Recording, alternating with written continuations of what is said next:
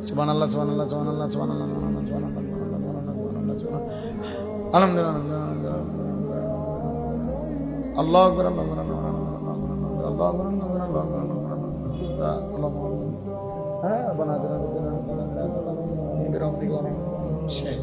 كله خلاص كله বাহ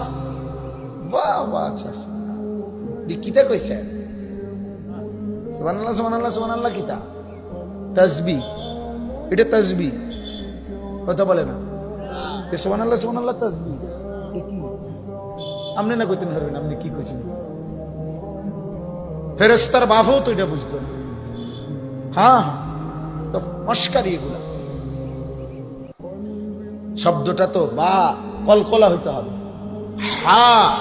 হলকের মধ্যখান থেকে উচ্চারিত হইতে হবে আল্লাহ শেষের হা গোল হা যেটা ছোট হা এটা পূর্ণ উচ্চারণ হইতে হবে আপনি দেখুন সুবহানাল্লাহ সুবহানাল্লাহ সুবহানাল্লাহ সুবহানাল্লাহ তো কোনো শব্দ না শব্দ তো এটা না শব্দ তো হলো সুবহানাল্লাহ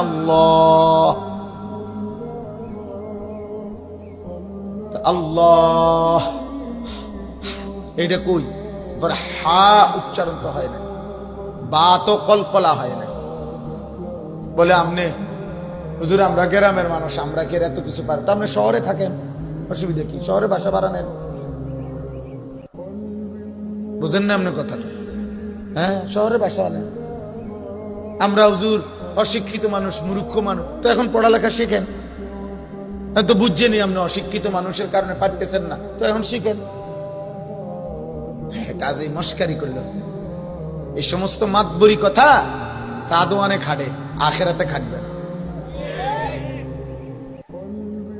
বুঝেন নাই পণ্ডিতি কথা ভাত খাওন আর মন খাওন আর আখেরাত এক কথা না বাবা বিল্ডিং করন আর ফুদ বিদেশ ফাড়াওন আর জান্নাত কামাই করন এক কথা না এক কথা না অতএব অনুরোধ করলাম কথার প্রসঙ্গে লম্বা করলাম বয়স্ক লোকদেরকে বলি চাচাদেরকে বলি চাচারা মাশাআল্লাহ অনেকেই আছেন নিয়মিত মসজিদে যান কষ্ট করেন আপনি তো ভাবতেছেন আপনি নিয়মিত মসজিদে যান আসেন বসে থাকেন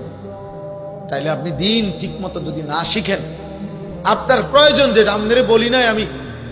একজন আলেমে দিন 18 বছর পড়ালেখা করে যা শিখছে সবকিছু শিখে ফেলতেন বলি নাই কিন্তু যেটুকু না হলে আপনার ফরজ আদায় হবে না